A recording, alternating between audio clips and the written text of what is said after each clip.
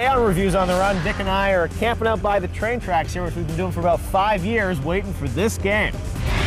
Today on Reviews on the Run, Jeff and I are taking a look at S.t.a.l.k.e.r, Shadow of Chernobyl, Medal of Honor Vanguard, Bullet Witch, and it versus its Shining Force EXA against Rogue Galaxy.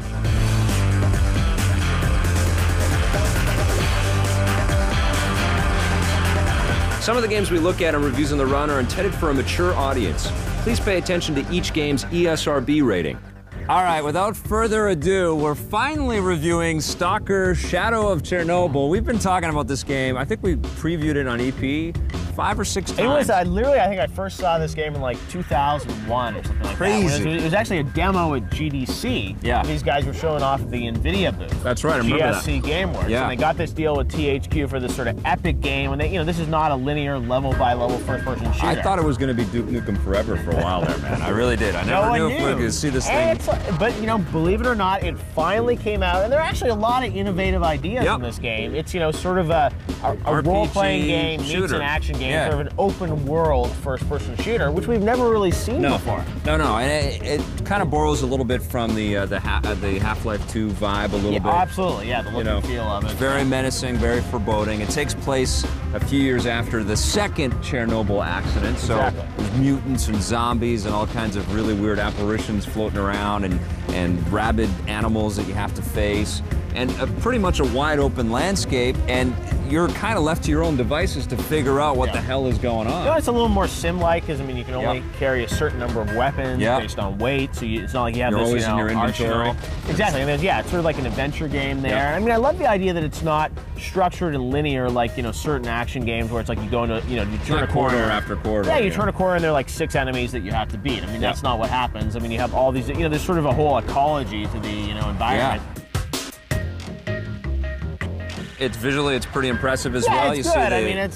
see the shrubbery is blowing in the wind. It's good. It's certainly nowhere near as like what we've seen for like a game like Crisis or something like that. Gears of War. Gears of War. Yeah. But yeah, it's not state of the art anymore. It was when it was announced 5 years ago. But actually, it holds up pretty well. It doesn't feel like a game from back in 2001. Part of that too, I think, is the way that the guns all handle and stuff. It's very realistic looking. There's a really good lighting engine within the game. No, it's gritty. And it isn't just like you just spray and pray and all kinds of people drop. You actually have to have some control, and you've got to be some strategy too. The storytelling isn't very good in it. That's one thing that I didn't like very much. I think it's good if I can understand what the hell people are saying. It feels a little bit like all over the place. Yeah. This one seems to be alive. What a lucky guy. At least death would have saved him from the dreams. A lot of it's coming in kind of textual information because you're reading stuff on your PDA and you're finding stuff and things will pop up and it's like, okay, what did I just miss there? And then you read something else and... It's not, we talked about Half-Life 2 and it sort of looks like it, but the storytelling in Half-Life 2 compared to something like this, there really is no Half-Life comparison. 2 is still the high bar. It is the best that I think you can find in games still, which is amazing even years later. Multiplayer is pretty formulaic. I don't think there's really rocking the boat too much in this. Yeah, again, it's like this is a game where I think it feels to me like they did multiplayer because they wanted to have that checkbox because every first-person shooter has to have multiplayer. Yes, they do, but it's nothing that I would say that you want to buy the game to play. No. The single-player game, even though the storytelling isn't that great, I think at least it's innovative. It almost gave me a little bit of a vibe of like Oblivion with a handgun. It's not quite as robust as Oblivion, but that's what's fun is like to have these machine guns and whatnot in this environment and be open world meets action. So I appreciate what they tried to do with it. Me too. What are you going to give Oblivion Shadow of Chernobyl? S.t.a.l.k.e.r, I'm going to give a 7.5. A 7.5, I'm going to give it an 8. On the positive side, you get a wide open vista to explore. The weapons handling is very realistic and very fun. Although the story in the game is convoluted, the ambience certainly isn't. It's terrific. But best of all, we're just glad that THQ and GSC finally got this thing out. Congratulations, guys. On the negative side, the storyline is not very good and the characters are hard to understand. It's cool there's a broad environment and that's great for when there's action, but other times it's kind of boring to walk around with not much to do. And finally, while there is multiplayer, as Vic mentioned, it's not that innovative. Hey, I've been playing Burnout Dominator on my PSP and I've been enjoying it, but I'm missing a couple things here. Noticeably absent, crash mode.